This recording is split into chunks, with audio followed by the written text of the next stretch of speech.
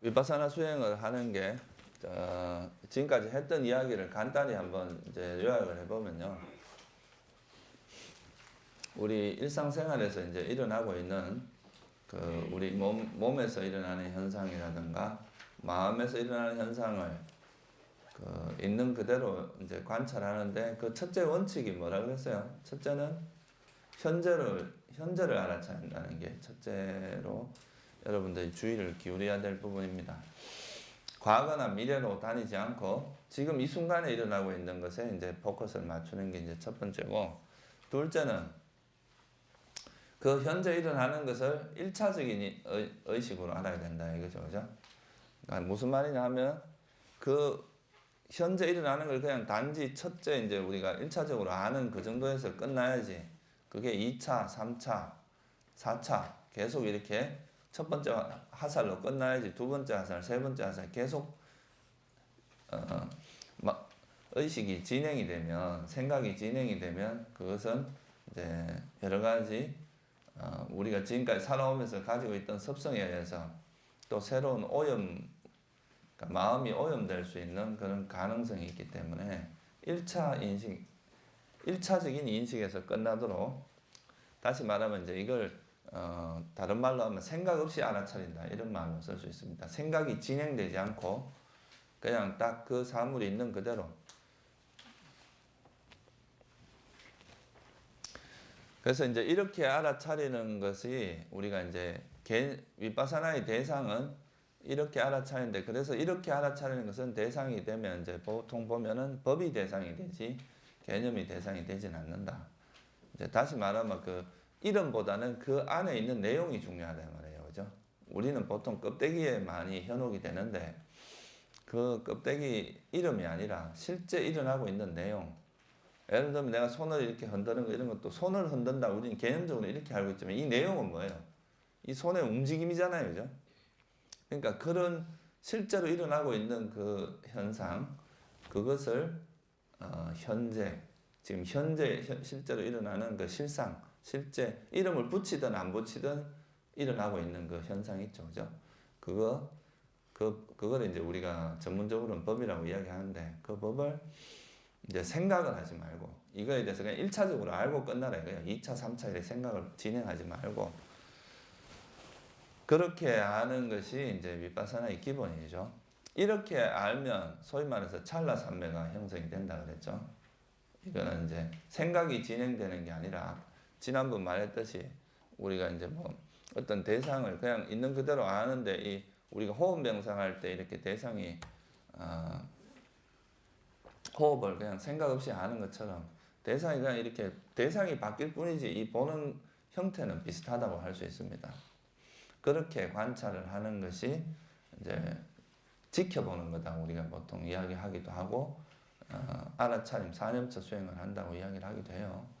근데 이제 기본적으로 이런 과정은 지켜보는 거라고 이야기할 수 있고, 이제 이렇게 지켜보다 보면 그 지켜본 거에 대해서 우리가 이것의 특징은 뭐고, 이것은 뭐 어떤 연관성이 있고, 이런 거에 대해서 이제 조사하고 사유하고 반조하는 이런 것들을 우리가 뭐라 그랬어요?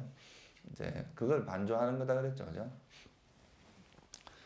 그래서 그 두 가지 과정을 통해서 이제 우리 지혜가 성장을 하는데, 기본적으로는 지켜보는 게 기본이 돼야 됩니다. 그래서 이제 그 어느 정도 산매가 형성이 되고, 찰나 산매가 형성이 되고, 그러니까 위파사나 수행의 이제 가장 그 중요한 부분이 우리가 평소에 습성에 의해서 왜곡되어 있는 그런 마음, 사고 방식을 버리고, 이제 그러니까 그런 왜곡됨이 없는 식으로 봐야 된다는 거예요. 근데 이 생각이 1차 생각에서 끝나면 거의 왜곡이 안 됩니다. 보통 일반적으로는. 근데 여기서 2차, 3차, 4차 이렇게 생각이 자꾸 진행되면 진행될수록 자기 습성으로 흘러간다 이 말이에요. 그래서 이제 이걸 처음 딱 1차적인 인식에서 끝나고, 그렇게 하다 보면 그 사물이 이렇게 우리의 관념에서 오염되지 않은 상태로 볼 수가 있는 거죠.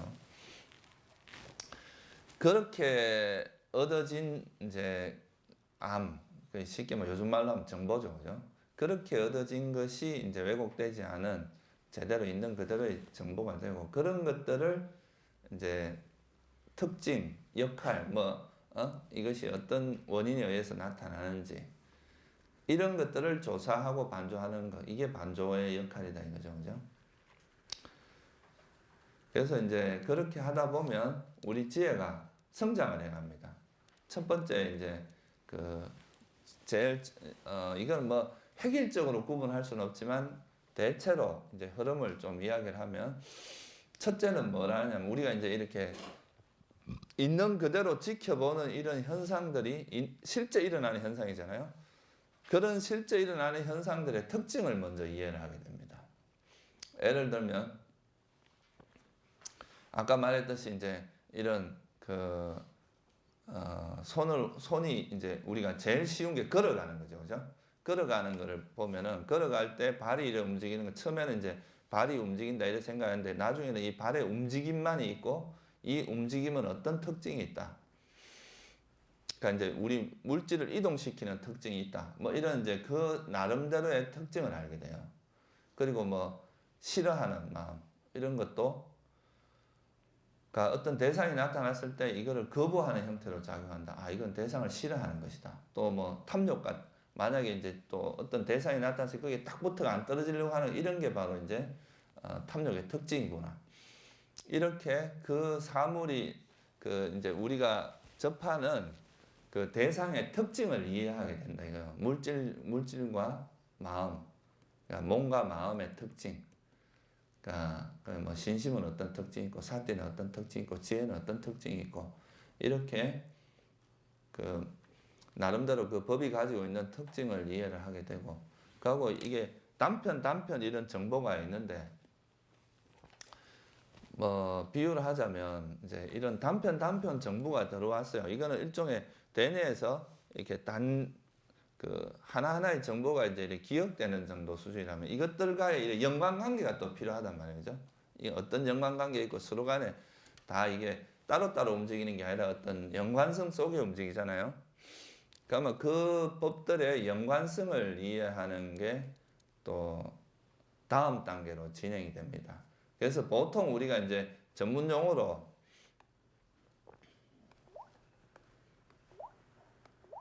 이 첫 번째 이제 그런 각 법의 특징을 이해하는 것을 우리가 뭐라고 하냐면 청정도론에서 이걸 견청정이라 그래요.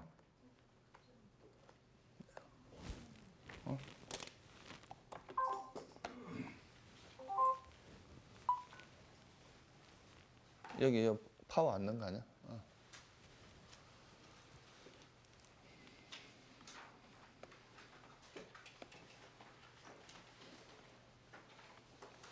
뭐 견청정 이런 말 안 써도 일단 몸과 마음에 대한 이해가 필요합니다.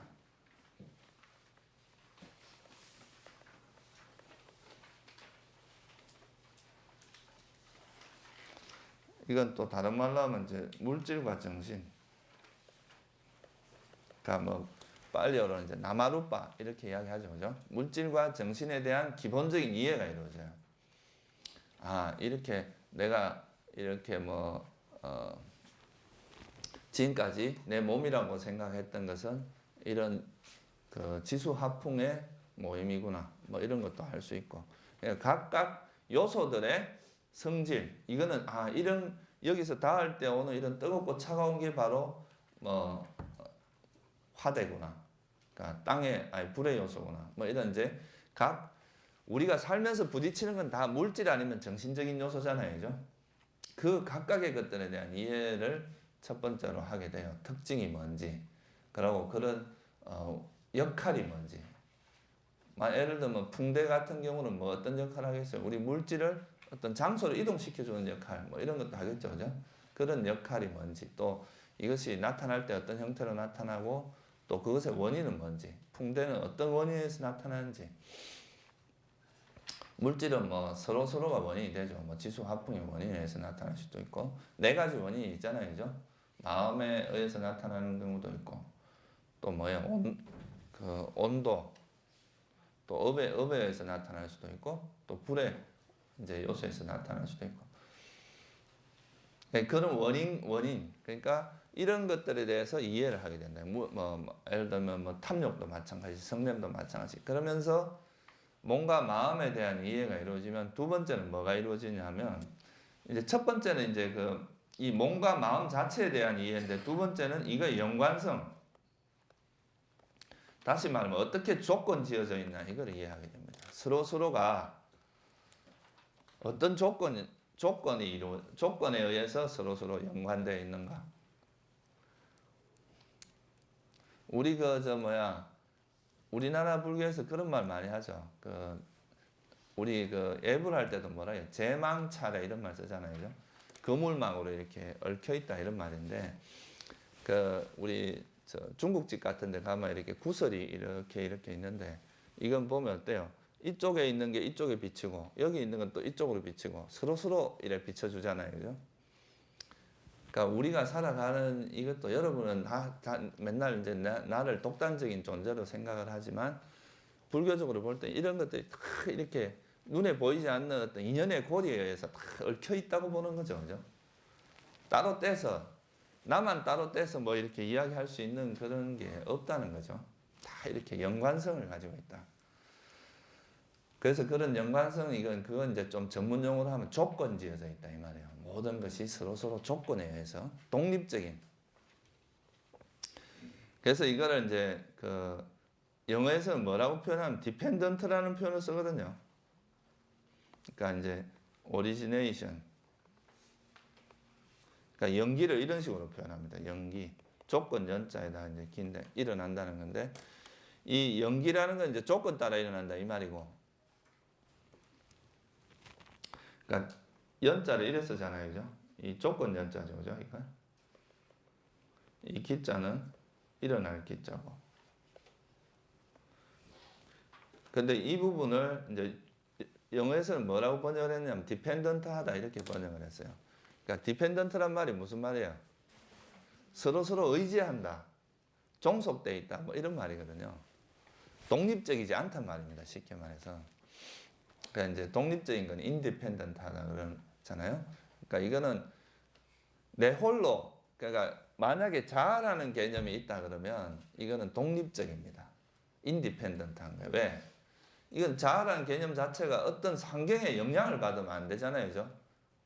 독립적으로 존재하고 변하지 않는 어떤 실체를 자아라고 하는 거니까. 옛날에 여러분들 원자 생각을 하면 원자는 세상이 어떻게 돼도 무너지지 않는 어떤 하나의 요소로 봤거든요. 그러니까 이런 원자들이 결합해서 사물을 이룬다 이렇게 생각을 했단 말이에요. 그래서 그걸 이제 아톰이라고 표현했죠. 우리 만화 영화에도 나오는 주인공 이름이죠. 근데 아톰이라는 뜻이 원래 분해될 수 없다, 쪼개질 수 없다 이런 뜻이잖아요. 그러니까 이거는 어떤 실체라는 의미는 더 이상 쪼개지지 않고 다른 어떤 변화가 있어도 이거는 변화가 없다는 뜻이 포함되어 있습니다. 그러니까 그 안에 딱 고정불변하는 실체가 있다는 뜻이잖아요. 그래서 이 세상에 있는 거는 그런 게 아니라 서로 조건 지어져 있다는 뜻이죠. 그거를 이제 부처님께서 발견하신 거고 그게 이제 불교의 아주 중요한 개념이라고 할 수 있습니다. 그래서 이제 이 디펜던트하다 서로의 연관성, 이 법과 법이 어떻게 연관되어 있다는 것을 이해를 하게 되고, 그러니까 첫 번째는 그 법 자체의 특성 이런 걸 이해를 하고, 그 다음에 그러니까 사람으로 비유하면 여기 있는 각각 개개인이 어떤 성격이고 어떻게 살아왔고 어떤 성격이다 이런 걸 아는 게 첫 번째면, 그 다음에는 이 사람하고 친하고 이 사람은 좀 덜 친하고 뭐 이런 이제 그 사람들 사이의 관계성, 그걸 이해하는 게 두 번째 단계라고 할 수 있고, 이건 이제 연기를 파악하는 거다 이렇게 말할 수 있습니다. 조건이나 연기를 이해하는 거고, 그러면 이제 이까지 이해를 하게 되면 그 다음에 어떤 일이 일어나냐 하면 모든 현상들이 이런 이제 연기적이다. 이 말은 무슨 뜻이냐 하면 지금 현재 일어나는 이런 예를 들어 화가 일어났다. 그럼 이 화라는 현상도 그냥 어떤 화를 나게 하는 대상이 있고 그 대상이 내 마음에 부딪혔고 그리고 또 이제 우리가 그 주의력이 글로 돌아갔고 뭐 이런 몇 가지 어떤 조건에 의해서 일어나는 거고, 그 조건이 사라지면 사라진다는 걸 알게 되면 그 다음에 일어나는 인식, 이게 이제 우리가 위파사나 수행에서 되게 중요한 게 바로 이 삼법인 삼특상에 대한 이해가 일어납니다.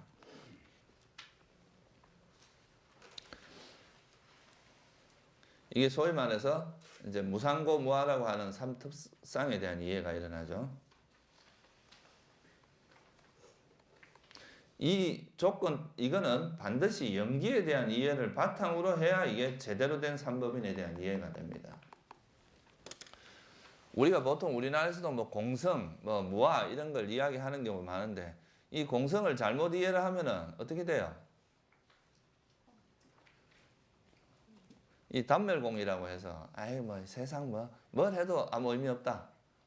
일체가 공이다.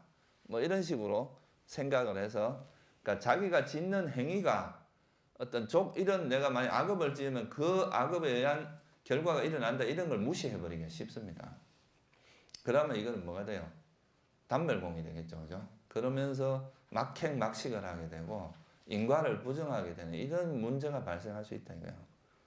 우리나라도 이제 너무 제가 생각할 때 너무 막 반야 공사상이 너무 이렇게 중심이 되다 보니까 이 공사상이라고 하는 거는 이제 어떤 면에서는 이런 인과적인 측면을 그런 인과에 대한 이해가 약화될 가능성이 있어요. 연기를 통해서 공을 이해하게 되면은 그런 문제가 없어요, 절대. 근데 연기에 대한 이해가 없이 공에 대한 이야기만 자꾸 하다 보면 나중에는 이런 쪽으로 흘러가기가 쉽습니다. 이 세상에 일어나는 현상이 뭐 다 그것을 그거다 이거죠. 그러고 뭐 아무 의미 없다, 다 공이다 이렇게 봐버리면 내가 이런 악행을 해도 그게 그런 가보를 가져온다 이런 측면을 무시하게 됩니다. 이건 연기적인 관점이잖아요, 그죠? 내가 악업이라는 조건을 지으면 그에 대한 안 좋은 가보가 온다는 게 연기적인 관점인데 그렇지만 그런 또 인과적인 측면도 있지만 이건 조건 따라 일어나는 거기 때문에 이 자체가 실체가 있는 것은 아니다. 이게 바로 이제 무하고 공의 이야기란 말이에요, 그죠? 그래서 이런 연기적인 이해를 바탕으로 해서 공을 이해를 해야 제대로 된 불교를 좀 이런 잘못된 공 사상에 빠지진 않는다. 단멸공 같은.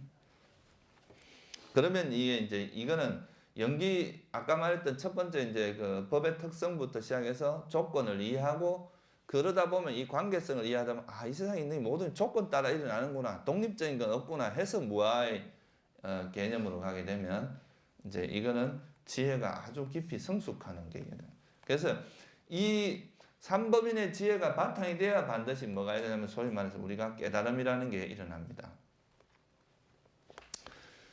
이 깨달음의 지혜는 그러니까 무상고 무아에 대한 통찰이 반드시 따라야 되는 거죠.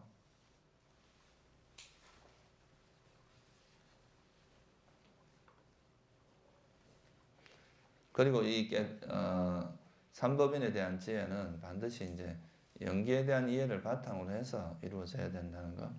우리가 세속에서도 보면 아주 뛰어난 사람들이 많잖아요. 그죠?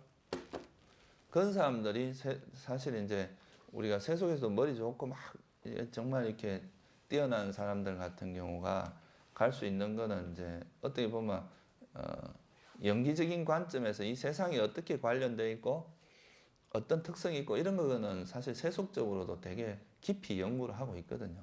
지금 뭐 물리학이나 이런 데서 하는 게 다 이런 쪽이잖아요.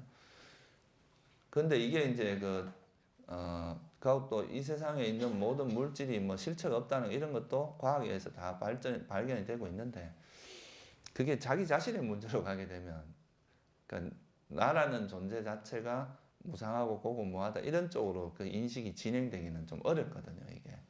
그래서 세속적인 그 관점에서 깨달음이 일어나기 힘든 이유가 이제 이 삼법인에 대한 통찰, 그러니까 무상고 무아에 대한 통찰이 깊이 가기가 어렵거든요, 그거는. 그래서 이게 되게 중요하고 그래서 이제 이 무상고 무아에 대한 이해를 특별히 뭐라고 하냐면 위파사나 지혜라고 이야기를 합니다. 무상고 무아에 대해서 이해를 하는 지혜를. 그만큼 이제 이거는 깨달음으로 가느냐 안 가느냐 이거에서 이제 되게 중요한 지혜이기 때문에 여기서부터 이제 소위 말해서 다른 이제 불교적으로 이제 일반적인 세속적인 상과는 다른 어떤 형태가 나오는 거거든요. 이 삼법인의 지혜가 바탕이 돼서 이제 소위 말해서 보세요. 우리가 이 세상에서는 우리가 사는 세상 크게 나누면 이제 3계로 이야기를 하잖아요. 3계. 근데 이 3계에서 보통 일반적인 사람들이 원하는 건 뭐냐? 기독교에서도 기독교나 뭐 이런 대부분의 종교들이 뭐냐면 천국을 원하거든요. 그건 뭐냐 하면 그러니까 지금 현재 이 삶보다 월등히 행복한 곳에서 살고 싶은 거예요. 그죠? 그거는 어떻게 보면 우리가 사는 이 세간을 벗어나는 이야기가 아니고 그냥 이 우리가 사는 세상 중에서 좀 행복한 곳에 살고 싶다. 이게 이제 기본적인 그 종교의 어떤 의미였는데 부처님은 이 세상에서 진정으로 행복하는 건 불가능하다 본 거예요. 그러니까 태어남 자체가 괴로움을 이제 만들어낼 수밖에 없다는 거죠. 근본적으로는. 태어남이 있으면 아무래도 뭐 이 자연 환경의 영향을 받게 육체적 고통으로 벗어날 수도 없고 한계가 있다는 거죠. 그래서 이제 이런 3계로부터 벗어나는 가르침을 이야기한 게 이제 부처님의 가르침의 핵심이잖아요. 그게 출세간이란 말이에요. 일반적으로는 세간법이란 말이에요. 세간법. 근데 부처님은 이 출자, 이건 벗어난다 이 말이잖아요. 그죠? 세간을 벗어나는 가르침. 3계로 윤회하는데 보통 사람들은 뭐 새끼나 무새끼 또는 천상세계 이런 데 좋은 데 태어나기를 원하지만 이런 태어남도 결국은 무상하다. 이게 부처님께서 바라보신 거는. 새끼의 수명이나 무새끼 수명이 뭐 몇 겁이 된다 해도 일반적으로 경전에 보면 이렇게 나옵니다. 새끼에 대한 이야기를 쭉 하시면서 새끼에서 태어났다가도 새끼라는 것도 수명이 다하면 다시 지옥이나 축생이나 악의에 태어날 수 있다. 이렇게 나오거든요. 그러니까 이거는 우리가 일시적으로 뭐 이제 오랜 세월 복락을 누리기는 하지만 그게 완전한 해탈은 아니다 이 말이에요. 고통에서 완전히 벗어나는 거. 그런데 그 출생안으로 가는 그 분기점이 바로 이제 이 삼법인이라는 지혜라는 거죠. 이 지혜를 통해서 특히 이제 무아의 지혜, 이 지혜를 통해서 우리가 이제 출세간으로 갈 수 있어요. 왜 그러냐 하면 이 삼법인의 지혜를 통해서 뭐가 생기냐면 여모의 지혜가 생깁니다. 여모. 그러니까 불교 지혜에서 다른 곳에서 다른 종교에서 찾아보기 힘든 지혜가 바로 이 여모의 지혜입니다. 여모, 닙비다라 그러죠.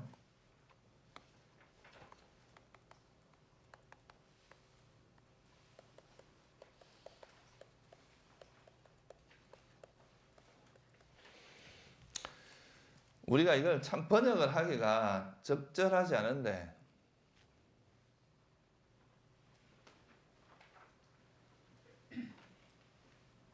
이걸 영어에서는 뭐 좀 역겨움 이런 식으로 이제 번역을 하는데 그런 거는 잘못 이해를 하면은 제가 이런 경우 많이 봤거든요. 사람들이 여모의 지혜를 역겨움으로 이제 번역을 하다 보니까 싫어하는 마음이 있잖아요. 이거 싫어. 마음에 안 들어. 이런 걸로 오해를 할 수가 있어요. 근데 이건 말 그대로 이 역겨움의 지혜가 생기는 걸 강한 윗바사나라고 그러거든요. 윗바사나 지혜 중에서도 강한 윗바사나. 이거는 그러니까 지혜가 아주 성숙해서 이 세상에서 내가 희망도 없고 여기서 내가 뭐가 건질 수 있는 의지할 만한 것이 아니고 이거는 내가 이거로부터 멀어져야 되겠다라고 그렇게 판단하고 통찰하는 지혜를 의미하는 거지. 나 이거 싫어. 이거 더 이상 보기 싫어. 이런 거를 역겨움의 지혜라고 하는 게 아니다 이 말이에요. 이건 지혜다 지혜. 그러니까 성냄이 아니고 지혜란 말이에요. 그래서 이제 이 여모의 지혜로 이끌어내는 거 이게 바로 불교에서 부처님의 지혜의 가장 중요한 부분입니다. 이 부분은 조금 이따가 다시 조금 더 설명하기도 하고 그래서 이 삼법인의 지혜가 중요한데 이때부터 이제 윗바사나가 여러분이 이제 소위 말해서 윗바사나가 본격적으로 시작된다고 말해도 과언이 아닙니다. 그 이전에는 이제 어떻게 보면 준비 과정이라고 할 수 있고 이 이제 삼법인 무상고 무아에 대한 통찰이 이루어지기 시작하면서 이제 본격적으로 이제 지혜가 성숙하기 시작하고 그 윗바사나 지혜가 성숙하기 시작한다 이 말이죠. 그럼 다 아시겠지만 무상고 무한에 대한 의미를 다시 한번 되새겨보면 무상이라는 의미는 뭐냐 하면 우리가 이제 보통 어떤 조건에 의해서 어떤 법이 일어났다 사라지는 거 이걸 무상이라고 합니다. 생멸한다 이 말이죠. 근데 이때 말하는 의미가 뭐냐면 이 조건이 일어나기 전에는 법이 형성되지 않았다가 조건이 일어날 때 잠시 형성됩니다. 그러다가 또 그 조건이 사라지면 사라지는 이걸 이제 무상하다고 이야기를 하는 거죠. 무슨 말이냐 하면 예를 들어서 여기 지금 종소리가 있어요. 자, 이 소리가 종을 치기 전에 있었어요, 없었어요? 종을 치기 전에 이 세상이 막 존재하고 있다 이래 종 칠 때 딱 나타나는 게 아니다 이 말이에요. 우리가 어떤 법이라고 하는 것도 어떤 조건이 형성될 때 그때 이렇게 나타났다가 조건이 사라지면 또 사라지는 거지. 이게 법이라는 게 이 세상에 존재하다가 갑자기 이렇게 나타나서 또 그 법이 있다가 또 어디로 나타났다가 또 어디로 가고 어디로 숨어 있다가 나타나고 저장돼 있다가 나타나고 이런 의미가 아니라는 이야기예요. 그러니까 조건이 형성될 때 나타났다가 조건이 사라지면 사라지는 그걸 이제 무상하다고 이야기를 한다는 거죠. 이제 무상하다는 말은 빨리어로 이제 아니자라고 이야기하잖아요, 그죠? 이 니자란 말이 뭐냐 하면 영원하다 이 말이거든요. 그러니까 여기 부정어인 아가 붙으면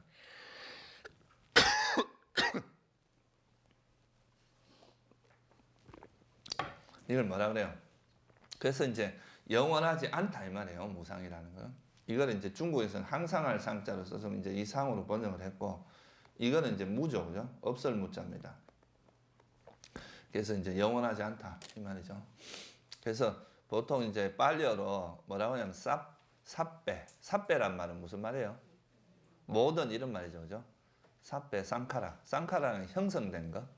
이것은 아니자, 무상하다. 삿배, 쌍카라.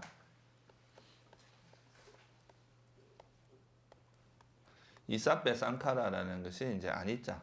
이걸 이제 중국에서는 재행무상이라고 번역을 한 거죠. 이제 삿배는 모두 제자로 썼고 쌍카라를 행으로 하고 그래서 이제 재행무상, 삿배 쌍카라 아니자. 그 다음에 이제 삿배 쌍카라 두카. 이제 모든 형성된 법은 괴로움이다 이거죠. 형성된 법이 괴로움이라 그랬어요. 열반을 괴로움이라고 하진 않습니다. 열반은 낙이죠, 그죠? 근데 이제 형성된 법, 이거를 우리가 이 쌍카라를 중국에서는 유의법으로 번역을 했죠, 그죠?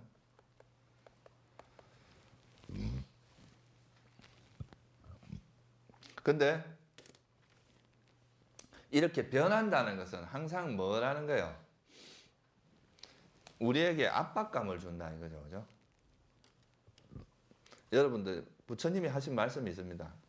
만약 이제 대신들이 막 막았어요. 이 좋은 데를 갖고 왜 출가를 하려고 하느냐. 그러니까 그때 그 신하들하고 왕한테 그 아버지한테 그런 이야기를 하거든요. 만약 당신들이 나한테 이 늙지 않는 법을 가르쳐주면 내 출가 안 하겠다. 그리고 이제 병들지 않는 법을 가르쳐주면 출가를 하지 않겠다. 죽지 않는 것을 가르쳐주면. 그러니까 내가 지금 현재 이 상태에서 영원히 죽지 않고 병들지 않고 늙지 않는 그런 법이 있다면 내 출가를 안 하겠다 그랬거든요. 그래서 이게 결국은 이제 만약에 우리가 재산이나 젊음이나 그런 건강함 이런 것이 변하지 않고 영원히 지속된다면 그거는 분명히 낙이라고 할 수 있습니다. 그죠? 행복이라고 할 수 있겠죠. 근데 뭐 그렇지 않잖아요. 현실은 계속 이제 병드는 걸 피할 수 없고 늙고 죽어가는 걸 피할 수 없다. 그래서 이제 형성된 거라는 것은 그 조건이 형성되고 나면 그 조건이 변하면 변할 수밖에 없는 것이 뭐예요? 그게 이제 무상하다는 뜻이기 때문에 자기가 현재 있는 이것이 영원히 지속되지 않고 불확실하고 변할 수밖에 없고 그런 것이기 때문에 이것은 본질적으로 고통의 씨앗이 되고 또 변하는 것에 대해서 압박을 받는다 이거죠. 만약 연예인들도 인기를 얻었는데 영원히 지속되면 왜 그 불안해하겠어요? 언제 사라질지 모르니까 불안해하는 거죠, 그죠?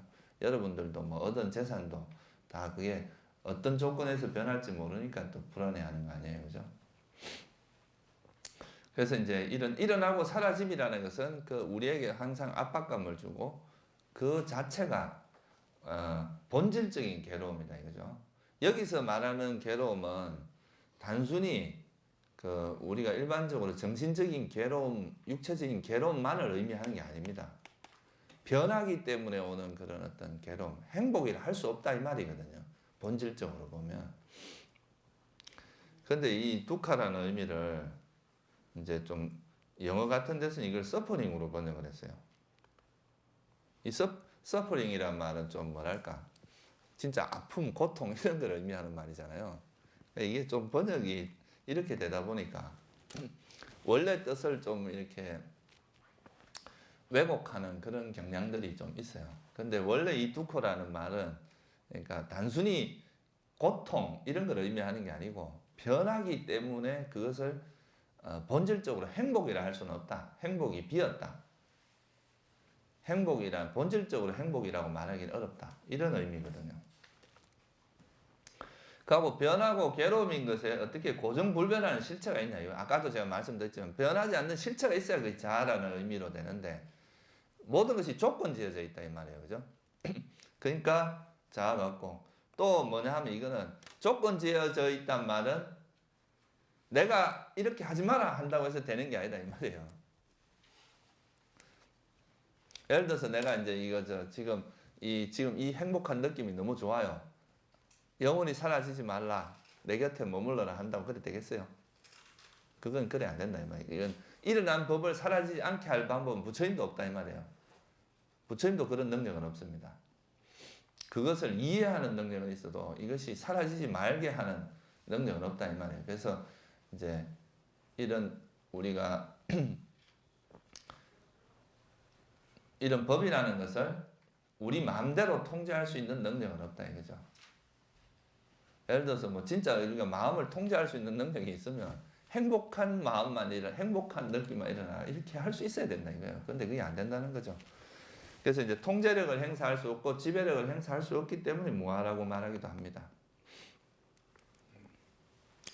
근데 경전에 이제 보면은 재미있는 게 뭐냐면 이제 우리가 무상 고까지는 사페 쌍카라 두카 한번 따라해 보세요. 사페 쌍카라 두카. 그다음에 사페 쌍카라 아니짜. 그러니까 아니짜 두카까지는 사페 쌍카라라고 하는데 경전에 보면 무아에 대해서는 사페 담마라 그럽니다.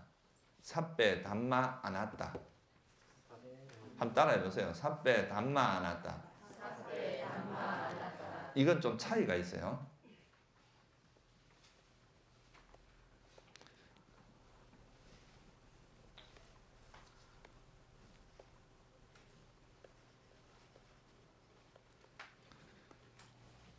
왜 다른 거는 사페 쌍카라라 그러고 요건 사페 담마라 그랬을까요?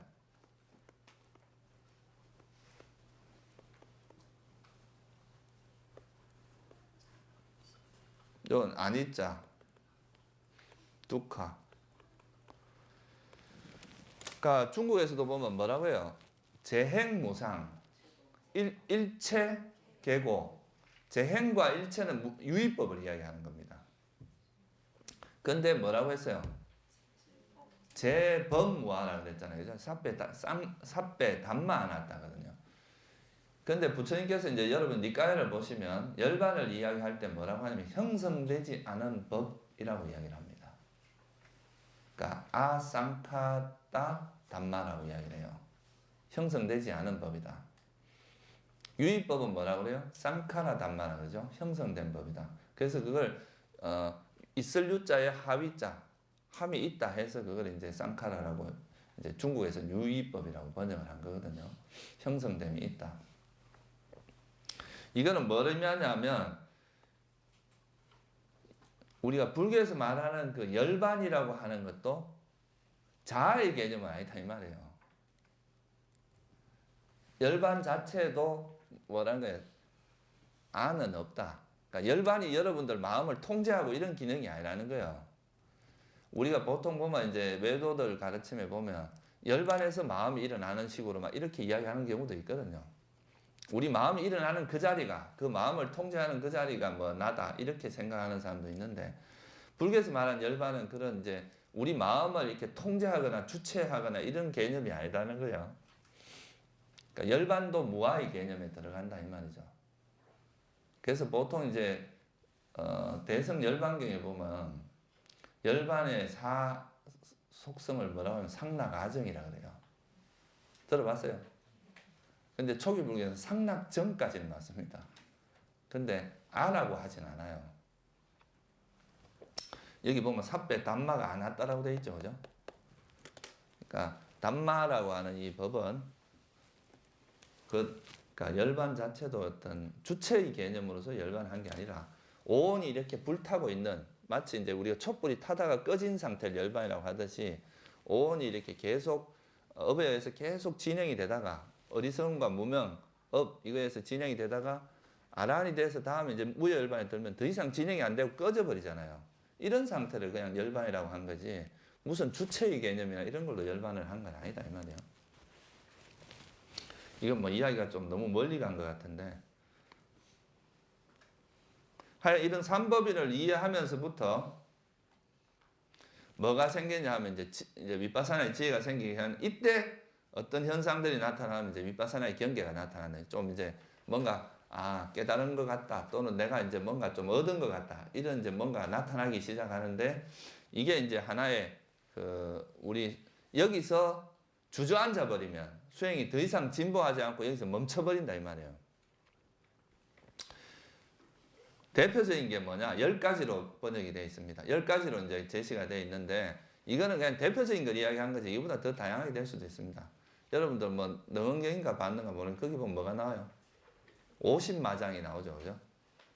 뭐 수행하다 나타나는 50가지 마장이 나옵니다. 그러니까 이거는 뭐 10가지라고 하는 것은 이제 좀 대표적인 것만 이야기한 거다 이렇게 생각하면 돼요.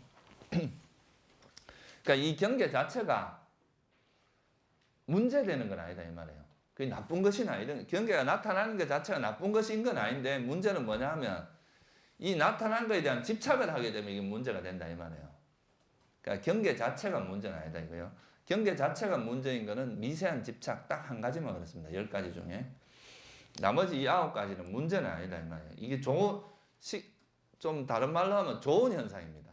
이런 게 나타나는 것 자체는 좋은 현상인데, 사람들이 이제 일반적으로 이런 광명이나 이런 이제 9가지 알아차림, 지혜, 분발, 희열, 믿음, 경안, 행복, 평온 이런 게 나타나는 것 자체는 되게 좋은 거란 말이에요.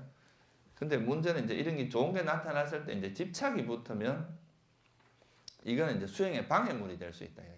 이 좋은 경계가. 근데 이 미세한 집착이라고 하는 이 부분은 그 경계 자체가 오염원이고, 여기에 대해서 이런 경계가 나타나는 것 자체가 이제 오염원이 되는 이런 부분이고, 광명이나 이런 거는 이 자체가 문제가 아니라 여기에 대해서 집착을 하면 문제가 되는 거다 이 말이에요. 무슨 뜻인지 이해하시겠죠? 그래서 이걸 조금 더 부연 설명을 좀 해보면, 보통 이제 제일 많이 나타나는 것 중에 하나가 이제 이 광명 현상입니다. 사람들이 이제 수행을 하면 어떤 현상이 있냐면, 소위 말해서 경전에도 보면 지혜의 빛이라는 게 있어요. 이 지혜의 빛. 이 말은 무슨 말이냐면 지혜가 빛을 낸다는 뜻은 아닙니다. 우리 마음에는 이제 안굿다라니까 보면 우리 마음은 본래 밝게 빛난다고 되어 있어요. 우리 마음은 본래 밝게 빛나는데 그게 이제 번뇌가 오염되면서 이 밝음이 흐려져 버린 거죠. 그러니까 그걸 우리가 뭐라 그래요? 우리나라에서 이걸 매해졌다 이런 말 표현 많이 쓰죠, 그죠? 어두워졌다 이렇게 표현하거든요. 어두울매자거든요. 그러니까 원래 우리 마음은 또릿또릿하게 밝아 있는 건데 멍청하게 어두워졌다 이 말이에요. 그러니까 정신이 흐려졌다 이 말이거든요. 그런데 이제 수행을 하다 보면 마음이 또릿또릿해지고 번뇌가 사라지면서 우리 마음이 원래 있던 그 이제 마음이 밝게 빛나는 그게 이제 드러나기 시작한다는 거죠. 그래서 우리 옛날 우리나라 불교에서 보면 뭐 그런 비유를 많이 합니다. 거울이 이렇게 때가 묻어 있는 걸 거울을 닦으면 반짝반짝 빛나고 뭐 그런 이야기 들어봤죠? 그러니까 원래 그 이제 구슬 자체는 빛이 나는 건데 여기 때가 묻어갖고 빛이 가려져 있다가 요 거울을 싹 닦으면 반짝반짝 윤이 난다 이 말이야. 우리 지금 초 때도 원래 반짝반짝 빛나는 거였어요. 보면 지금 때가 묻어 있죠. 그러면 이게 커무딕틱한 그런 색이 되거든요. 그런 거와 같이 우리 마음도 그렇다는 거죠. 그래서 이제 이런 광명이 나타나는데 이거는 그 번뇌가 사라지는 거하고 지혜하고는 반비례하잖아요, 그죠? 번뇌가 이제 많으면 지혜는 흐려지고 지혜가 강해지면 번뇌는 없어지고 이렇게 될 거 아니에요, 그죠? 그래서 이제 번뇌가 사라지면서 지혜가 강해지면서 빛이 원래 있던 빛, 우리 마음의 빛이 나타나기 시작하는데 그게 광명 현상으로 나타난다. 우리가 느끼기에는. 그러니까 환하게 밝아지는 것 같이 나타나는데 이게 처음 나타날 때는 뭐 진짜 눈이 부실 정도로 밝게 나타날 수도 있어요. 환하게. 그렇기 때문에 이제 정신이 항상 또렷해지는 거죠. 그러니까 이런 게 이제 밝음이 있으면 뭐 그런 상태에서 뭐 생각을 하고 뭘 하고 이러면은 평소에 아무것도 없이 하는 거하고는 전혀 다른 상태가 되거든요. 그래서 이제 이런 것이 나타났을 때 사람들이 어떻게 생각할 수 있냐면 나는 과거에 이런 걸 경험한 적이 없다. 근데 갑자기 이런 게 나타났으니까 드디어 내가 깨달았구나. 도의 지혜가 일어났구나. 이렇게 생각할 수 있다 이 말이에요. 이걸. 그러면서 이제 여기에 집착을 할 수 있다는 거. 근데 이게 이제 주로 선정을 닦은 사람들한테는 이런 현상이 더 강하게 나타납니다. 또 이게 빛이 나타나잖아요. 빛이 강한 만큼 또 안 보이던 게 보이기도 하고 그래요. 실제 이제 천안통이 그렇게 된다고 이야기를 하거든요. 이제 삼매 힘이 강하면 이 빛이 쫙 퍼져나가서 이 빛이 퍼져나간 만큼은 내가 보고 싶은 걸 볼 수 있는 그런 의미로 이해를 하기도 하거든요. 그래서 수행하다 보면 이렇게 앉아 눈을 감고 있는데도 막 천장 이게 하늘에 별이 보인다거나 이렇게 그런 현상들이 나타날 수도 있어요. 그러니까 근데 그런 거는 수행 중에 나타나는 하나의 현상 경계다 이거예요. 그런 경계가 나타나면서 우리가 돌아봐야 될 거는 그때 내 마음이 어떻게 변했냐 이걸 봐야 된다 이거예요. 그 현상을만 쫓아가면 어떻게 되겠어요? 대부분 집착을 하게 돼 있습니다. 니미따도 일종의 하나의 광명 현상인데 전에 제가 문망에서 이제 우리 그 4개월간 수련회 한 적이 있는데 그때 뭐 보면은 어떤 수행자가 그런 이야기를 하더라고요. 자기가 빛이 나타났는데 3일 동안 막 흥분이 돼갖고 뭐 가슴이 두근두근하고 흥분됐다 그래. 그렇게 되면은 그건 뭐예요? 그 빛이라는 현상에 우리 마음이 어떻게 된 거예요? 홀린 거죠, 그죠? 그렇게 되면 수행이 이제 그래 되면 한 며칠 지나면 빛도 없어지고 마음이 덜 떠버린 거거든요. 그거는. 그렇게 될 수 있다 이거죠. 그래서 보통 이제 이런 광명 현상이 나타났을 때 이제 뭐 깨달음이나 또 자기 수행이 아주 높은 경지로 갔다고 생각할 수 있습니다. 물론 이런 빛이 나타나는 게 뭐 어느 정도 수행이 잘 된 건 사실입니다. 근데 이제 이것이 종착 지점이다 이렇게 생각하면은 그거는 이제 문제가 이제 심각해지는 거죠.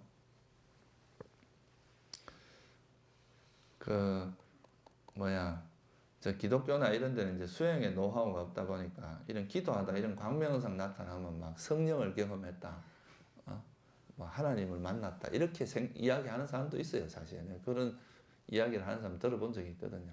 그건 이제 우리 마음에 대한 그런 기본적인 정보나 이런 게 별로 없다 보니까 특히 초보자들은 이제 이런 정보가 별로 없는 사람들, 그런 사람들은 이런 거에 나타나면 홀리기가 쉽습니다. 근데 이거는 이제 우리 마음이 정화되어 나가는 과정에서 나타나는 하나의 경계다. 이렇게 생각을 해야 되겠죠. 그 다음에 이제 두 번째는 알아차림. 평소에는 막 1분도 잘 안 가고 막 계속 이래 가다 보면 단절되고 망각되고 이러던 알아차림이 막 수행이 잘 되기 시작하면서 막 끊이지 않고 촥 이어지고 막 잘 되는 거예요. 그러니까 수행이 아주 원활하게 알아차림이 잘 지속되고 그럴 때 또 내가 옛날에 이런 적이 없는데 이게 아무래도 알아차림이 사라지지 않는구나. 내가 한 소식 했다. 뭐 그렇게 생각할 수 있다 이거죠. 여러분 웃고 있지만 막상 여러분이 그런 상황에 부딪히면 제가 볼 때 지금까지 내가 많은 수행자를 봐왔지만 열에 한 7, 8은 다 여기 넘어갑니다. 물론 그게 이제 넘어가고 나서 빨리 돌아오는 게 중요한데 이제 알고 있으면 돌아오긴 돌아오거든요. 이게 경계라는 걸 알면. 근데 그렇지 않으면 이제 어디 가서 이제 사이비 교주 노릇하는 거야 이게. 내가 한 소식 했다 이러고 막 큰 소리 뻥뻥 치면서 그게 이제 오는 사람들 붙들고 이제 사기치고 다니는 거거든. 그러다 보면 이게 이제 많은 악업을 짓게 되고 자기한테 도움될 게 하나도 없습니다. 그 다음에 이제 지혜, 이것도 마찬가지예요. 뭐 그런 사람도 있거든요. 수행하다 보니까 이제 옛날에는 안 딱 어느 순간에 이제 막 경전을 보면 막 그거 다 아는 것 같고 내가 이전에 몰랐던 게 막 싹 깨어지는 것 같고 이런 느낌이 들 때가 있어요. 그런 것도 이제 이런 수행을 무상고무화에 대한 위파사나의 지혜라고 하는 게 무상고무화에 대한 어느 정도 맛을 보는 거거든요. 그러다 보면 불교에서 말하는 웬만한 것들은 뚫려요, 그게. 그러니까 이거 막 내가 뭐 다 알아지겠구나 그렇게 되는 거죠. 드디어 내가 전지전능한 지혜가 생겼다. 뭐 이렇게 지혜가 이제 기존에 우리가 세속적인 지혜와는 다른 차원의 어떤 지혜가 생기기 때문에 그런 거를 또 도의 지혜로 착각할 수도 있고 또 뭐냐 하면 지혜가 강해 이제 또 어떤 게 있느냐면 수행하다 보면 죽어도 멈추지 않을 정도의 그런 강력한 정진력이 생기기도 합니다. 실제 이제 뭐 이렇게 수행을 하다 보면 좀 맛을 보잖아요. 수행의 맛을 이런 이제 그걸 보다 보면 야 진짜 막 내 목숨 걸고 한번 해봐야 되겠다. 그런 이제 마음이 생길 수가 있는데 이게 이제 분발심입니다. 저도 뭐 이런 거를 옛날에 학교 다닐 때 뭐 경험을 해본 적이 있는데 그때는 뭐 이런 뭐 균형 잡고 이런 개념이 별로 없었고 정보가 별로 없었을 때라서 막 그러니까 수행이 잘 되고 몸은 되게 안 좋은 상태였는데 몸이 체력도 많이 떨어지고 이제 그렇게 무리를 하면 안 되는데도 이제 막 공부에 재미가 붙으니까 막 이게 이제 죽어도 좋다 이라고 또 공부를 하게 돼요. 그런 마음들이 생긴다. 근데 이게 이제 결국은 내가 그래서 늑막염이 걸리게 됐는데 늑막염이 이제 그게 사실 영양실조거든요. 그런 게 영양실조로 오는 건데. 그러니까 이런 게 그 순간은 이제 되게 막 밀어붙이지만 그걸로 인해서 오히려 수행을 못하게만 한동안 수행에 장애가 되게 만들 수도 있거든요. 몸이 상해서 오히려 못하게 되는. 그래서 이런 것도 하나의 이제 잘못하면 너무 무리를 하게 된다거나 이럴 위험이 있습니다. 그리고 또 막 희열. 너무 기쁜 거예요. 막 그냥 이런 걸 이제 우리나라에서 뭐라면 희마라 그럽니다. 희마. 기쁠 희자에다 마구니 맞자 써가지고 기쁨의 이제 장애다. 희마다. 그 반대가 비마. 막 이유 없이 자꾸 우는 거. 그냥 막 눈물 흘리는 이런 걸 비마라 그러죠. 근데 이런 수행을 하다 보면 이제 과거에 자기가 경험하지 못한 그런 즐거움을 경험하니까 괜히 희죽희죽 웃고 다니고 막 이럴 수 있는데 이게 이제 너무 이러다 보면 사람이 마음이 들떡거리거든요. 이제 그런 게 또 하나의 이게 장애 요소가 될 수 있다는 거예요. 근데 이 자체가 나쁜 건 아닌데 아까 말했듯이 이거에 대해 이 경계에 걸리면 이게 이제 번뇌가 된다 이 말이에요. 그 다음에 이제 믿음이 강해지는 거. 진짜 불법에 대해서 확고한 믿음이 생길 수가 있는데 사실 이게 이제 그러니까 우리가 일반적인 믿음과 수행을 통해서 생긴 믿음은 전혀 다릅니다. 수행을 통해서 생긴 믿음은 불태전에 그런 게 있어요. 그러니까 이런 믿음이 생기면 어려움이 닥쳐도 포기하거나 뒤로 물러서지 않아요. 그런데 이제 그 소위 말해서 뭐라 그럽니까? 나이롱 믿음이라 그러나? 그러니까 믿음에 약한 사람들은 조금만 이렇게 하다가 어려움이 생기면 포기를 하거나 물러서는 이런 마음이 생기죠. 그러니까 이런 믿음은 수행을 통해서 생긴 믿음이기 때문에 상당히 강력합니다. 이런 믿음을 통해서 이제 수다원의 특징이 뭐예요? 삼보에 대한 믿음이 확고한 거잖아요. 그러니까 내가 또 뭐 한 소식 했다 이렇게 이제 또 생각할 수도 있다는 거죠. 그리고 너무 편해지고 경안 이건 이제 아주 편안한 그런 상태가 오고. 실제로 이제 이 경행을 해도 수행이 잘 될 때는요.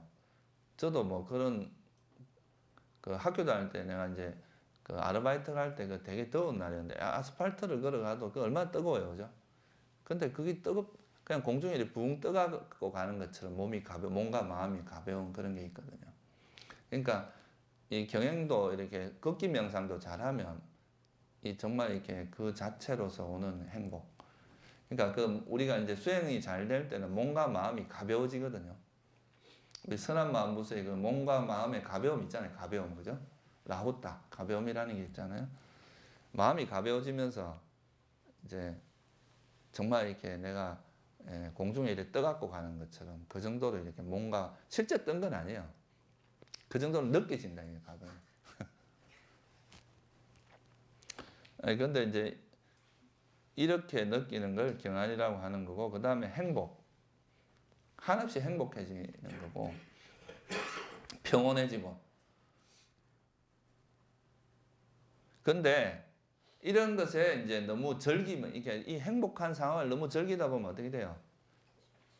거기에 집착도 생기고 게을러집니다, 사람이. 이 상태만 있으려고 하고, 실제 우리가 막 해야 될 걸 안 하려고 하고, 여기에 머물러서 그냥 여기만 즐기려고 하는 이런 마음이 생길 수 있어요. 이건 이제 행복과 평온이라고 이야기하죠. 그래서 이런 경계들이 나타나는데, 아까도 말했지만 이거는 이제 이 자체가 문제가 아니라 이거에 대해서 집착을 하거나 여기에 대해 걸리게 되면 문제가 되는 경계들이고, 근데 이 이제 미세한 집착이라고 하는 이게 니깐띠라 그러죠, 팔리어로. 이 미세한 집착이라고 하는 이거는 이 자체가 문제인 거죠. 그러니까 이런 자기가 수행을 하다 보면 그 자기가 수행이 잘 되는 것에 대해 자기도 몰라요. 미세한 집착이란 말은 자기가 잘 모른다는 뜻입니다. 자기가 이게 지금 막 그 집착하는지도 모르고 집착을 하게 될 정도로 미세한 집착이 나타난다는 거죠. 이럴 때 이제 옆에 있는 도반이나 스승의 역할이 되게 중요합니다. 이 사실 자기 스스로가 이런 걸 알기는 조금 어렵거든요, 이게.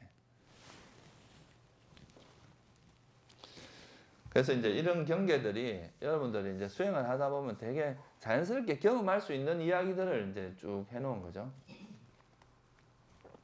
그럼 이런 경계를 어떻게 극복해야 되냐 하면, 첫째는 아까도 말했지만 이 경계, 우리가 수행하는 건 이 경계를 쫓아가면 안 돼요. 이 경계가 나타났을 때 그 마음 상태,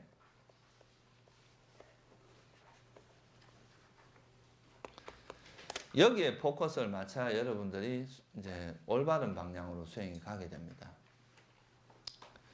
부처님은 항상 열반의 상태를 경전에서 항상 뭐라고 하셨느냐 하면 탐진치의 완전한 소멸. 그러니까 탐진치가 완전히 소멸돼야 열반을 이야기할 수 있거든요. 근데 이제 탐진치가 소멸되지 않은 상태에서 열반을 이야기하기는 어렵다 이 말이에요.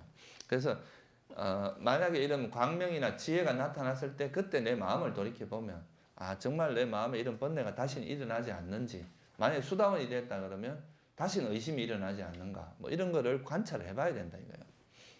그런 반조를 해봐야 정말 이게 사라진 번뇌가 진짜 번뇌가 사라진 건지 아니면 단순히 경계가 나타난 건지 이런 거를 이해를 할 수 있겠죠.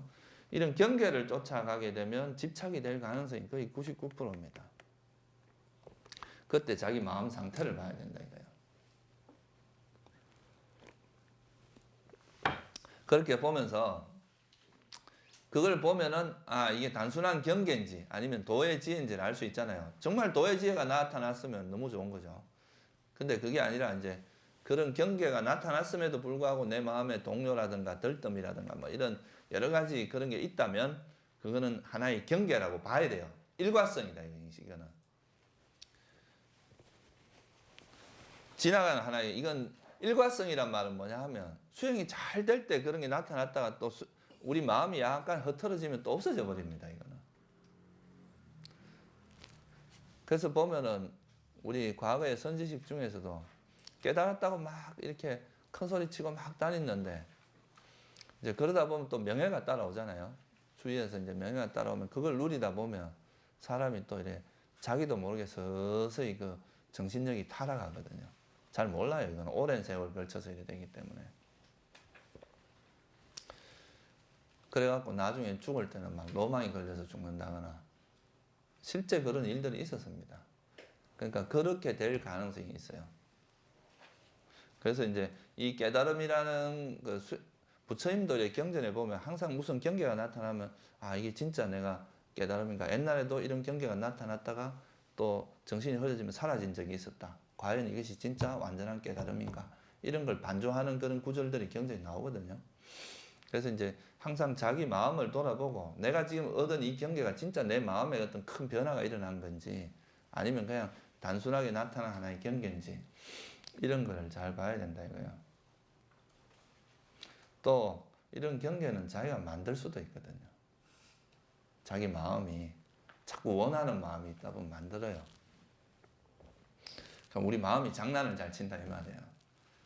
그래서 그렇게 될 수도 있기 때문에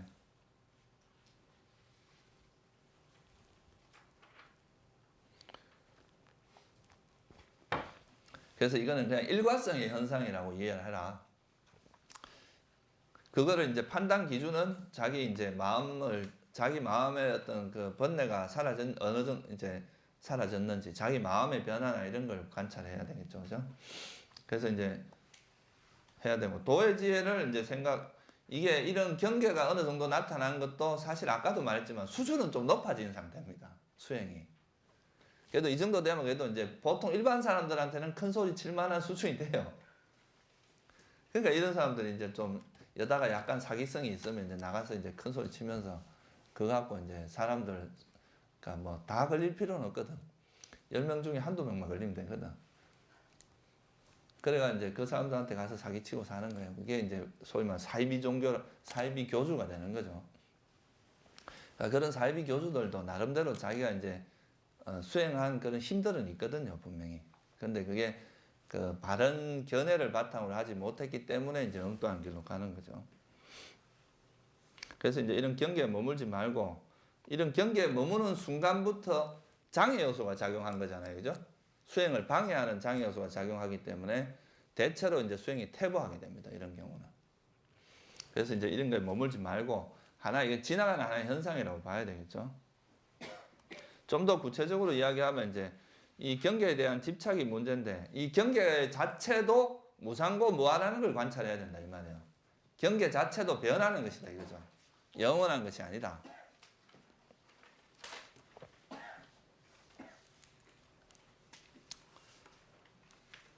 저도 뭐 한때는 이제 이런 출가 초기에 되게 기고만장하고 막 그럴 때가 있었는데, 그게 어느 순간에 내가 지금 알고 있던 것이 이제 잘못된 거라는 걸 딱 한번 내가 크게 이제 깨진 적이 있었는데, 그때 느낀 게 이제 그런 거예요. 우리가 지금 현재 내가 이게 정말 그때 내가 막 한참 기고만장할 때만 해도 그것이 전부고, 불교라는 것이 이거다라고 막 큰 소리 치고 다른 사람이 막 그거에 털리면 저 바보 같은 놈 막 이렇게 생각을 했단 말이에요. 근데 그게 어느 순간에 이렇게 깨지는 걸 보면 우리가 지금 여러분들이 이해하는 거하고 좀 더 수행이 한 10년, 5년, 10년 수행해서 아는 거, 또 20년 지나서 아는 게 좀 틀려집니다. 그러니까 우리가 아는 지혜조차도 어떻다는 거예요? 자기가 성숙해가면 따라서 점점 변해간다는 거. 지금 이거를 확정적으로 하면 뭐가 돼요? 지금 내가 알고 있는 이걸 확정적으로 그냥 집착을 하는 것은 사견이 된다 이 말이에요. 그거는 그냥 지금 현재 내가 아는 게 이 정도고 또 거기서 더 배우려고 하고 더 노력해서 더 나아가려고 하면 이건 문제가 안 되거든요. 근데 이제 내가 딱 지금 뭔가 좀 알아진 걸 가지고 이게 최고, 이게 맞다 이렇게 해서 남들한테 막 이 맞다고 주장하고 이렇게 하면 그건 문제가 된다 이 말이에요. 그렇게 했죠, 그죠? 그래서 이게 이제 경계에 대해서 집착을 하지 말고 그건 지나가는 하나의 현상으로 이해를 해야 되고, 이것이 내 것이 아니다, 변하는 것이라고 봐야 됩니다. 지혜조차도 변한다 이거예요. 우리가 좋은 거는 그냥 막 이렇게 붙들려고 하는 경향이 있는데, 지혜, 희열, 행복 이런 것도 조건 지어진 것이기 때문에 조건이 변하면 변할 수 있다는 걸 여러분 이해를 해. 그런 이해가 깊어지는 게 중요하다는 거죠. 그래서 예를 들어서 내가 이제 지혜에 대해서 딱 일어났다. 그럼 이 지혜 자체도 결국 뭐예요? 지혜라는 것도 우리 마음의 현상이잖아요. 그죠? 그럼 이 마음이라는 건 뭐예요? 어떤 토대가 있어야 되고, 마음이 일어나는, 예를 들면 지혜가 일어날 때 그 마음 상태를 보면 거기도 뭐 심장 토대나 이런 토대가 있어야 되고, 또 어떤 상황에 대한 이해라면 그거에 대상이 있을 거고, 그죠? 감각 접촉이 있고, 또 거기에 대해서 어리석은 주의력이 일어났고, 마음의 문으로 경계가 들어왔고 이런 것들이 조합돼서 나타난 게 지혜다 이거잖아요. 그죠? 그러면 이거는 이런 게 사라졌을 때는 또 뭐가 돼요? 아, 참 어리석은 게 아니라 현명한 주의력이죠.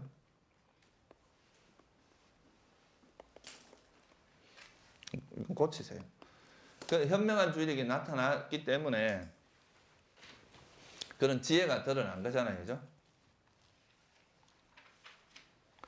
그래서 그거를 이제 무상하다. 이것도 변하는 것일 수밖에 없다. 이렇게 이제 지난 시간에 내가 말한 반조를 해야 됩니다. 이것도. 아, 지금 이것도 앞으로 내가 이제 조건이 변하면 또 지금 이럴지 몰라도 나중에 그러니까 어떤 상황에서도 변하지 않는다면 그건 깨달음이라고 말할 수 있어요. 그런데 그게 아니라 상황에 따라 변한다는 것은 문제가 있는 거죠. 그죠? 그래서 이 무상하고 다시 말해서 그 나타난 경계조차도 지금 무상함을 관찰해서 이제 이런 경계가 나타났는데 이 경계조차도 무상고 무아임을 관찰해야 된다 이 말이에요. 그러면 집착을 버릴 수 있다 이거죠. 이거를 우리가 뭐라 하냐면 빠띠 위파사나라고 이야기를 합니다. 빠띠 위파사나. 이게 이제 제가 위파사나를 위파사나 해라 이 말입니다. 보통은 보면 이제 위파사나 수행을 통해서 얻어진 지혜는 있는데 거기서 다시 그 얻어진 지혜조차도 무상하다고 관찰하는 단계까지는 가지 않는다 이 말이에요. 보통은. 그러니까 그냥 수행해가 얻어진 그걸로서 만족을 해버린다 이거죠. 그죠? 근데 그게 아니라 우리가 얻은 지혜조차도 역시 아란이 되기 전까지는 방심하지 말라 이 말이 쉽게 말해서 거기서 적어도 수다원이 되면은 뭐 방심을 할래야 할 수도 없고 그때는 괜찮다 이거죠. 근데 여러분들 아무리 지혜가 됐다 하더라도 지혜가 높아졌다 하더라도 방심하거나 또 번뇌가 작용하면 또 미끄러질 수 있어요. 그거는.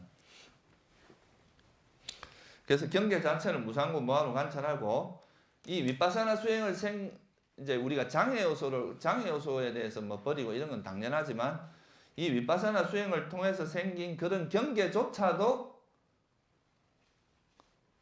무상고 무아라는 걸 관찰하는 게 바로 빠띠 윗바사나예요. 이 빠띠란 말이 뭐냐? 뭐뭐에 대하여 이런 말입니다. 그러니까 이건 뭐냐? 윗바사나에 대해서 또 윗바사나 해라 이 말입니다. 윗바사나 수행을 통해서 얻은 그 지혜조차도 무상고 변할 수 있다. 그게 실체가 있는 거 아니에요. 그것이 그렇게 관찰을 한다면 여러분들이 경계에 빠지지 않을 수 있다 이거죠. 그죠? 저는 제가 이제 예전에 미얀마에서 공부할 때 이제 이 빠띠 윗바사나 하는 방법에 대해서 이제 좀 배울 때 되게 인상적이었어요. 그러니까 보통은 보면 우리가 이제 수행을 해서 번뇌를 버리는 거에 막 포커스를 맞추긴 하잖아요. 근데 자기가 수행을 해서 얻어진 그 지혜도 가끔씩은 이것조차도 변할 수 있구나. 우리가 수행을 통해서 얻어진 긍정적인 경계에 대해서도 한 번 더 털어내는 그런 과정이거든요. 이게. 그래서 소위 말해서 부처도 죽이고 조사도 죽이라 이런 말이 다 이 말하고 통합니다. 그러니까 내가 수행을 하다 어떤 부처의 경계가 나타났다 해도 그거를 이제 집착하면 안 돼요. 그 좋은 경계라 할지라도 거기에 집착을 하게 되면 그거는 또 수행의 방해물이 된다 이거죠. 그죠? 그러니까 그거를 이것조차도 변할 수 있고 실체가 없다. 또 이건 본질적으로 괴로움이라는 것을 통찰하게 되면 거기에 대해서 한 걸음 물러서서 있는 그대로 보는 그냥 이런 지혜가 일어났다는 정도에서 관찰하고 넘어갈 수 있지 집착하거나 이러진 않는단 말이에요. 그래서 윗바사나 하는 사람들은 윗바사나만 하는 게 아니라 빠띠 윗바사나를 할 줄 알아야 됩니다. 그래야 이제 깊이 있는 수행을 할 수 있어요.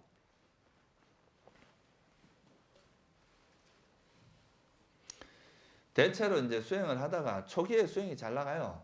근데 가다가 보통 이렇게 멈추게 되는 이유가 다 여기에 걸려서 그렇습니다. 경계에 걸려가지고.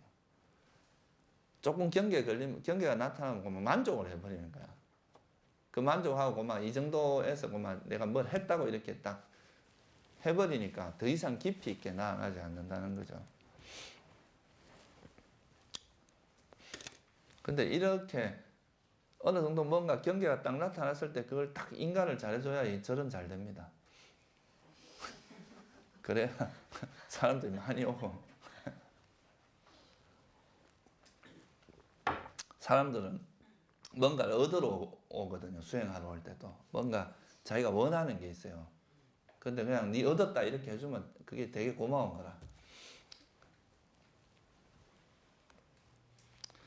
그래서 이제 빠띠 비파사나라는 그런 거고, 그래서 이 빠띠 비파사나를 하다 보면 이제 이런 위파사나의 지혜가 생겨도 그게 걸리지 않고 계속 수행을 하기 때문에 점차 이제 수행이 나아가게 됩니다. 그러면 이제 처음에 무상고 무아에 대한 지혜를 통해서 이런 경계가 나타나는데, 이 경계를 극복하게 되면 이제 삼법인의 지혜가 앞에서는 이제 이런 방해물이 조금씩 개입을 하기 때문에 깊어지지 않는데, 뒤에는 방해물이 없어졌기 때문에 아주 깊어져요. 그러면 그때 나타나는 게 바로 이 여모의 지혜다. 여모. 이게 불교의 아주 다른 종교에는 없는 특별한 지혜입니다. 이 출세관이 되기 위한 어떤 경계, 분기점이 바로 여모의 지혜거든요. 이 세간에 대한 여모의 지혜가 일어나야 이 출세관으로 갈 수 있다 이 말이에요. 그래서 이 삼법인이 성숙하게 되면 이제 집착을 버리는 데는 이 여모의 지혜가 일어나야 됩니다. 예를 들어서 내가 지금 이 시계가 너무 이제 황금으로 되어 있다고 칩시다. 그럼 내가 이거에 대한 집착이 있어요. 근데 내가 이거를 그냥 이렇게 하나의 그 시계라는 또는 금이라는 개념으로 볼 때는 이걸 내가 집착을 놓기가 어렵거든요. 근데 관찰하다 보니까 이건 비록 금이라 하지만 이게 본질은 지수화풍의 모임이고, 또 이것도 끊임없이 변하고 있는 하나의 성질이더라. 이것도 뭐 영원히 지속될 수 있는 게 아니라 잠시 그냥 머무는 것이다. 이렇게 이해를 하게 되면 아, 이거는 내가 집착할 만한 가치가 없다는 걸 알게 되거든요. 그럼 또 이것이 그러면 이 집착할 것이 없다는 걸 알게 되면 자연스럽게 이게 내가 지고 있는 마음이 이렇게 놓게 되고, 이 여모의 지혜를 통해서 소위 말하면 내려놓기가 가능해져요. 진짜로 내려놓는 게 가능해집니다. 그러니까 이게 이제 여모의 지혜다 하면 뭐가 생깁니까? 이욕의 지혜가 놓는다 이 말이에요. 이욕이랑 욕망을 놓는 거거든요. 그러니까 내가 말하는 이해하고 내려놓는다는 말이 여기서 이해라는 건 적어도 여모 이상의 지혜가 돼야 진짜 이해하고 내려놓기가 되는 거죠.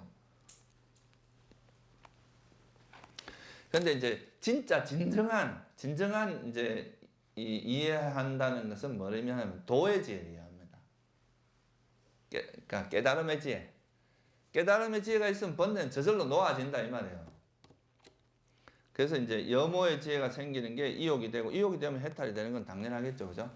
그래서 이제 우리가 불교에서 다른 종교와 차별화되는 가장 결정적인 게 바로 이게 이제 여모의 지혜라고도 할 수 있어요. 그래서 이 여모의 지혜를 위파사나 중에서도 여모의 지혜가 생기면은 강한 위파사나다 이거는. 위파사나 지혜가 아주 강력해졌다 이렇게 이야기를 합니다. 이전에는 좀 약한 위파사나다 이렇게 이야기를 하고.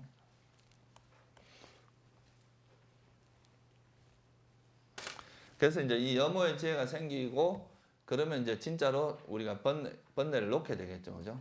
뭐 수다원이 되든 사다함이 되든 아나함이 되든 이제 완전히 도의 지혜로 가게 되고, 그러면 이제 완전한 해탈이 일어나게 되겠죠. 이게 이제 지금까지 우리가 위파사나 수행을 통해서 어떻게 이제 수행이 진행되고 또 나중에 어떻게 이제 깨달음의 지혜로 이어지는지를 이제 간단히 설명을 드린 겁니다.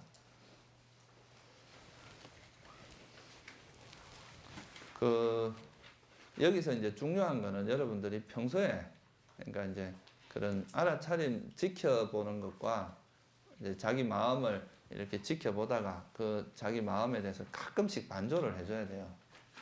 어떤 나한테 내가 지금 공부한 게 어떤 내용이고 또 어떤 문제가 있고 이런 걸 반조를 이렇게 하다 보면 여러분들 이제 지혜가 자꾸 성숙해서 나중에 결국은 이제 이런 강한 위파사나 지혜까지도 될 수가 있겠죠, 그죠? 이렇게 되기 위해서는 이제 사실은 위파사나만 가지고는 좀 부족합니다. 또 사마타만 가지고도 좀 부족하고 이 두 가지가 적절히 균형을 잡혀야 돼요. 그러니까 이거에 대해서는 제가 다음 시간에 조금 더 이렇게 자세하게 설명을 드리도록 할게요. 오늘은 여기까지만 하겠습니다.